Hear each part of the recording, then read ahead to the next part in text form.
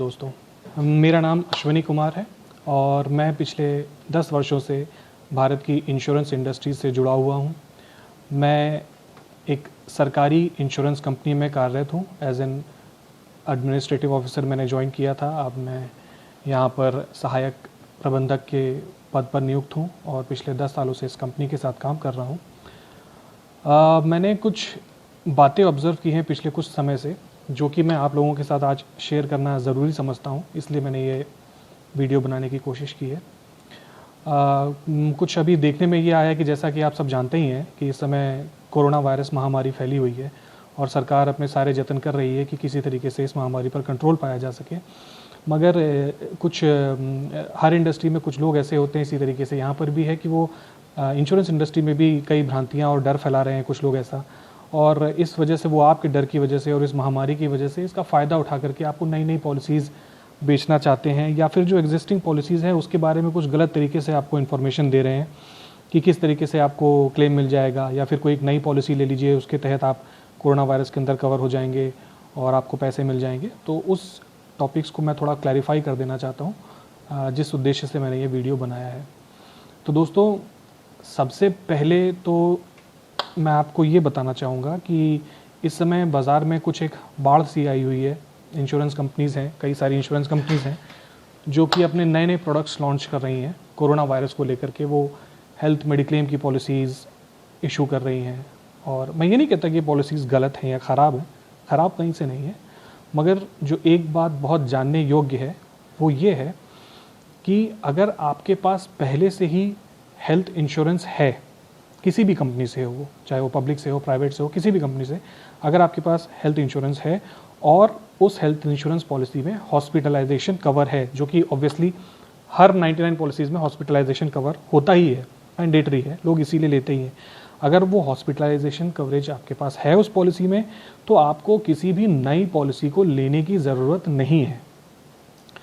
Corona के अंदर अगर भगवान न करे, लेकिन अगर किसी पॉलिसी धारक को कोरोना डिटेक्ट होता है तो वो उस पॉलिसी के तहत जो उसके पास पहले से ही है मेडिक्लेम, चाहे वो इंडिविजुअल पॉलिसी हो, चाहे वो ग्रुप मेडिक्लेम पॉलिसी किसी ऑर्गेनाइजेशन के तहत दी गई हो उसको, वो उसके अंदर कवर करता है।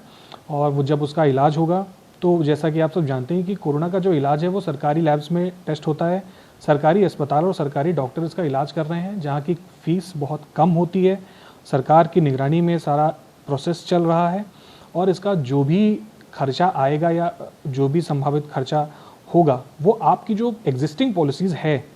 उसी के तहत सेटल कर दिया जाएगा या किया जाएगा। जो भी उसके नियम पहले से रहे होंगे आपकी पॉलिसीज़ के, कि आपको हॉस्पिटलाइजेशन के अंदर कितना आपका सम इंश्योर्ड है, उसके अंदर हॉस्पिटलाइजेशन में आपको कितनी कैपिंग दी गई है, आपका जो रूम चार्जेस है, ICU चार्जेस है, या जो भी सारी चीज़ें हैं वो उस पॉलिसी के तहत ही कवर हो जाएंगी। तो आपको नई पॉलिसी लेने की ज़रूरत नहीं है यहाँ पर। दूसरा मैं ये कहना चाहूँगा कि हाँ, वो लोग ज़रूर इस पॉलिसी को ले सकते हैं जिनके पास पहले से हेल्थ इंश्योरेंस नहीं था। अब जब जिनके पास पहले से हेल्थ इंश्योरेंस नहीं है तो कोई ज़रूरी नहीं कि आप स्पेसिफिकली ऐसी ही पॉलिसी लें जो कोरोना वायरस को कवर करती हो, जो आजकल नई मार्केट में आ गई है। आप एक नॉर्मल हेल्थ पॉलिसी भी ले सकते हैं जिसके अंदर कि आपके दूसरे एलिमेंट्स, जो दूसरी बीमारियां हैं, जो रेगुलर बीमारियां हैं, वो भी कवर हो जाएंगी, और साथ ही साथ आपका कोरोना वायरस का जो ट्रीटमेंट है वो भी कवर हो जाएगा। तो स्पेसिफिकली आपको कोरोना वायरस की पॉलिसी लेने की ज़रूरत नहीं है। बट अगर फिर भी अगर लोग लेना चाहते हैं तो वो ज़रूर ले सकते हैं, क्योंकि मैं ये भी नहीं कह रहा कि जो पॉलिसीज़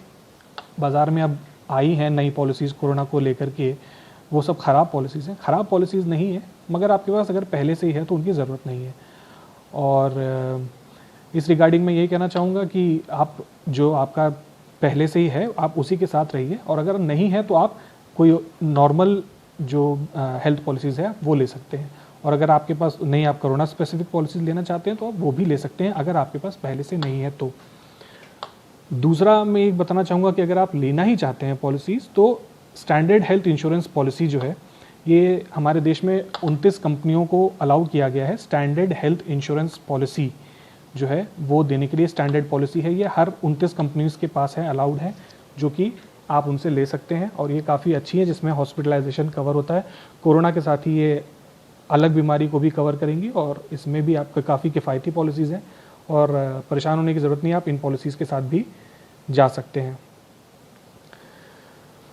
अच्छा, एक इम्पॉर्टेंट बात ये और जो सरकार की तरफ से की गई है कि देखा जाता था पहले कि जब आप हॉस्पिटलाइज्ड होते थे तो कैशलेस सर्विस अगर आप लेना चाहते थे, जिसमें कि आप अपनी जेब से पैसा ना लगा करके अपनी पॉलिसी के टर्म्स के हिसाब से कैशलेस ट्रीटमेंट चाहते थे, जिसमें आपको ना पैसा देना पड़े और कंपनी से डायरेक्ट पेमेंट हो जाए, तो ऐसे जो केसेस होते थे उसमें जो कंपनी, जिसको बीमा कंपनी जो होती थी, वो पैसा देने में काफ़ी टाइम लगाती थी या काफ़ी सोच विचार के बाद काफ़ी देर में देती थी वो। लेकिन जो नए नियम सरकार ने तय किए हैं, इसके अंदर अगर किसी को कोरोना डिटेक्ट होता है और वो कोरोना का ट्रीटमेंट कराने के लिए हॉस्पिटल पहुंचता है, तो ऐसे केसेस में जो इंश्योरेंस कंपनी है उसको मैक्सिमम से मैक्सिमम 2 घंटे के अंदर डिसीजन ले लेना है कि वो आपको कैशलेस फैसिलिटी देगी कि नहीं देगी। यहाँ पर ध्यान देने योग्य बात तो ये है कि वो 2 घंटे में पैसे दे ही देगी, इस बात की गारंटी नहीं है, मगर 2 घंटे के अंदर उसको डिसाइड करना है, 2 घंटे के अंदर अंदर कि वो कैशलेस फैसिलिटी आपको देगी या नहीं देगी, या फिर उससे रिक्वायरमेंट जो भी आपके डॉक्यूमेंट्स की है वो जो उसको हॉस्पिटल से चाहिए वो 2 घंटे के अंदर अंदर उसको करना होगा और फटाफट इसका कैशलेस सर्विस दे करके या नहीं दे करके, जो भी है दे करके इसका ट्रीटमेंट आगे प्रोसेस बढ़ाना पड़ेगा। तो ये एक बीमा जो जानकारी थी मैं आप लोगों के साथ शेयर करना चाहता था। अच्छा, तीसरी एक चीज़ और भी है कि कई लोग जो ये सोच रहे होंगे कि उनकी हेल्थ पॉलिसी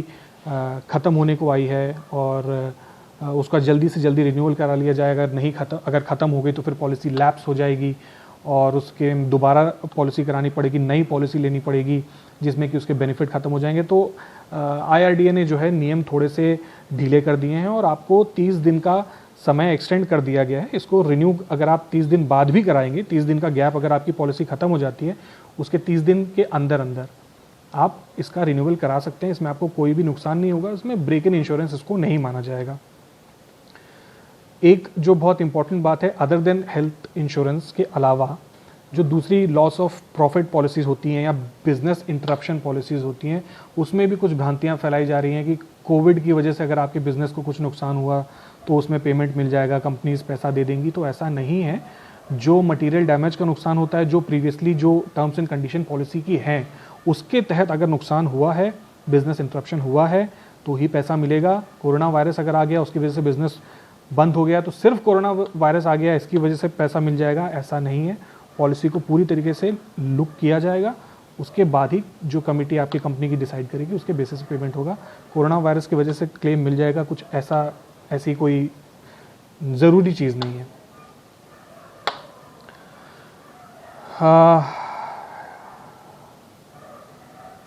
बस मैं यही आप लोगों से डिस्कस करना चाहता था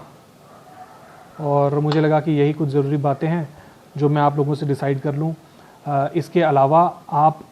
साधारण बीमा के बारे में, जनरल इंश्योरेंस के बारे में अगर कुछ भी मुझसे जानना चाहते हैं, जानकारी चाहते हैं, अपनी पॉलिसी के बारे में जानना चाहते हैं जो कि जनरल इंश्योरेंस यानी कि साधारण बीमा से रिलेटेड है, चाहे वो आपकी गाड़ी से संबंधित हो,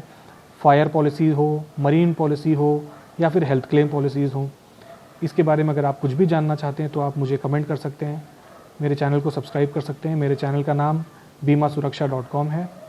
और आप आमंत्रित हैं, आप मुझसे कोई भी सवाल पूछ सकते हैं या फिर अपनी कोई भी जिज्ञासा को शांत करने के लिए आप मुझसे सवाल ज़रूर पूछिएगा। Thank you very much.